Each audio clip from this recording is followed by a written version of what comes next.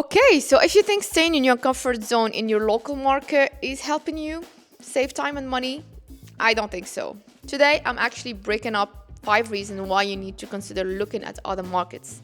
Let's just say it straight. You're not saving money, you're losing money by missing the timing, losing visibility, and losing relevance in a region that is actually moving quite fast. I've been working across Morocco, Egypt, and Saudi Arabia and Pakistan for over the last few years, and one thing is clear: Mena is becoming one hub. It's not perfect, but it's definitely consolidating.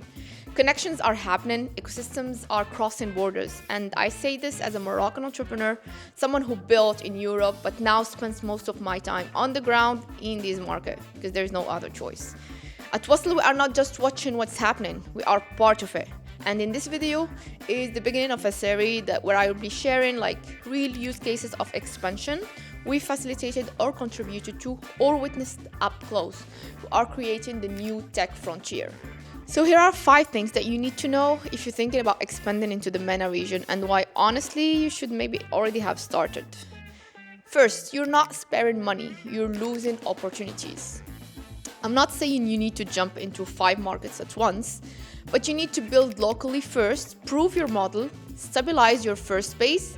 But what I see too often is founders staying too focused for too long, and by the time they look up, others have already moved in their markets they were thinking about. Once you hit a certain level of local traction, you need to start looking outward. Not necessarily to expand immediately, but to understand what's happening, who's active, and where the pull is. Because if you wait too long, you don't just delay growth, you miss momentum. And in this region, missing momentum can cost more than launching late. Second thing, one market is not enough anymore. In this region, if you stay in one market only, it's actually risky. You might think you're being focused, but actually you are quite fragile. Why? Because one market means one currency, one set of laws, one political system, and one customer behavior. And in this region, devaluation can really wipe out your runaway. Political shifts can kill your business model overnight when you expand. Even just in 2 or 3 adjacent markets, you're not only growing, but you're mitigating risk. And that, for me, it's not luxury anymore. Especially in this region, it's survival. If you're still here, we want to hear from you. If you are building cross-market or thinking about it, drop your questions in the comments. Your question will help maybe shape the next episode. The third part is no drone view, only groundworks here. MENA, it's the only way. Yes, we say MENA like it's one big region, one hub, agreed, but not a fully copy-paste. Neither you can take what worked in Morocco or UAE and expect it to plug into Cairo or Karachi. Unit economics here don't always make sense for Western investors. Customer psyche and behavior is hyper-local and data is definitely scarce. So this is not a data-driven region.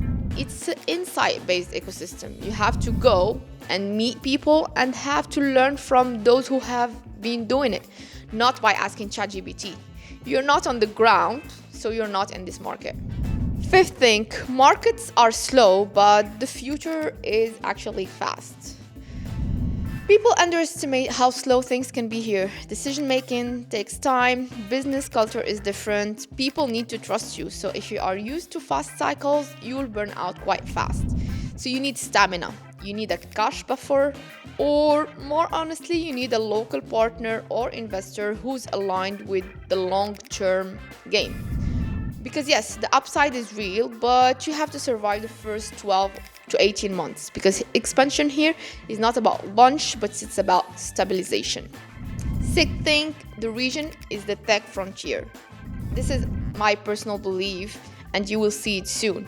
I've seen this up close from Karachi to Cairo to Riyadh. The future of tech in MENA is being built right now. Not by tourists, not by outsiders, but by bold founders who show up and keep on cracking solutions for this region's own challenges. At Wasssl, we are not just talking about expansion, we are facilitating it. real conversations, real introductions, and actual market understanding. Because the only way to really expand to Mena is to understand it first. So don't just expand to Mena. Learn it, enter it, build in it. Because the market may be slow, but the future is fast and it's already here.